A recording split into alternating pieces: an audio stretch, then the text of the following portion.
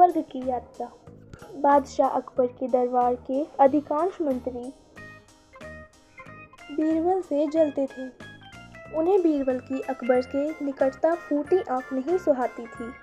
अकबर का बीरबल पर अति विश्वास तथा हर बात पर बीरबल की राय को सर्वोपरि रखना भी वे कारण थे, जिसके कारण बीरबल दरबारियों की ईर्ष्या का पात्र था।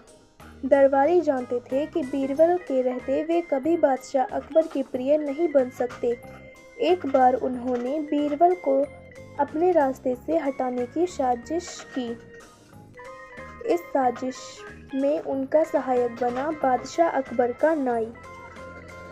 नाई को बादशाह अकबर के बाल काटते समय उनसे वार्तालाप करने का अवसर मिल जाता था।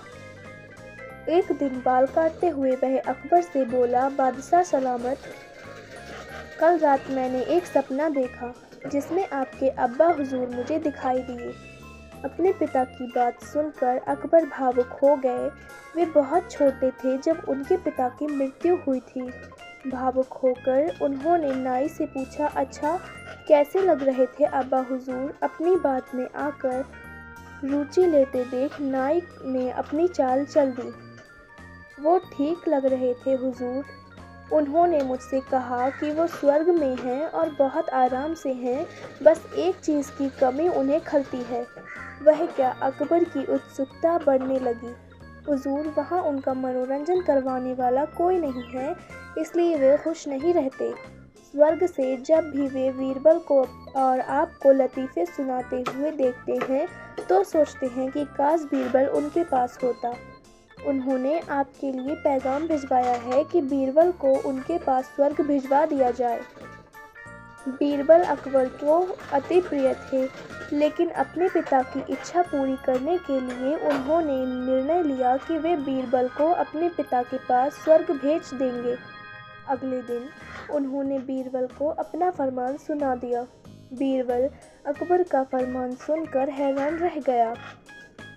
पूछने पर अकबर ने नाई के स्वप्न की बात बीरबल को बता दी। बीरबल को समझते तनिक भी देर न लगी कि ये दरबारियों की उसके खिलाफ साजिश है और इस साजिश में नाई भी उनके साथ है, लेकिन अकबर के आदेश की अवहेलना करने का साहस उसमें नहीं था।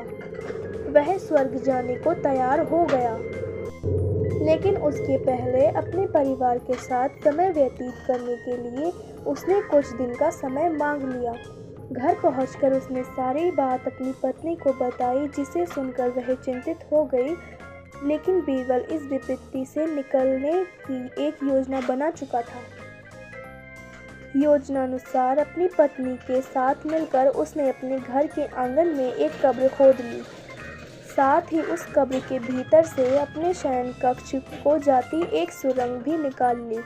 कुछ दिनों तक घर पर रहने के बाद बीरबल अकबर से मिला और बोला, जहाँपना, अब मैं आपके पिता के पास स्वर्ग जाने को तैयार हूँ, किंतु आपसे मेरा निवेदन है कि मेरे परिवार की परंपरा अनुसार मुझे मेरे घर के आंगन में ही जिंदा दफन दिया जाए।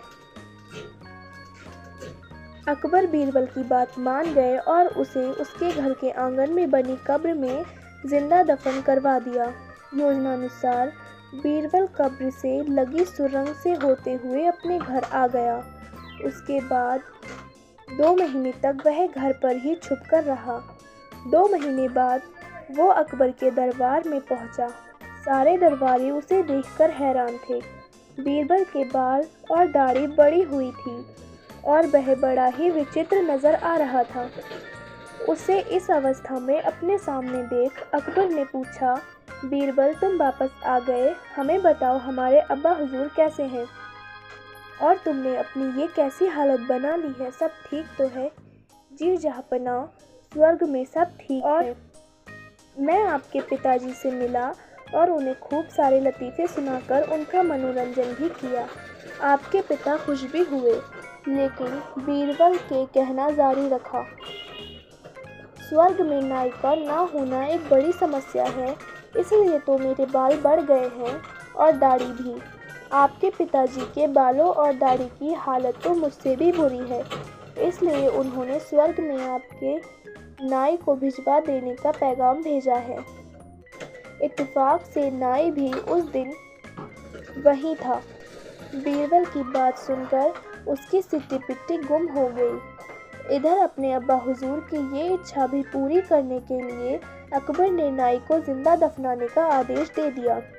ये आदेश सुनकर डर के मारे नाई अकबर के पैरों में गिर पड़ा और बीरबल को फंसाने की योजना और उसमें शामिल मंत्रियों के बारे में अकबर को सब कुछ बता दिया। फिर क्या, साजिशकर्ताओं को उनकी साजिश की सज़ा मिलनी ही थी। अकबर ने सबको 50-50 कोड़े लगवाए।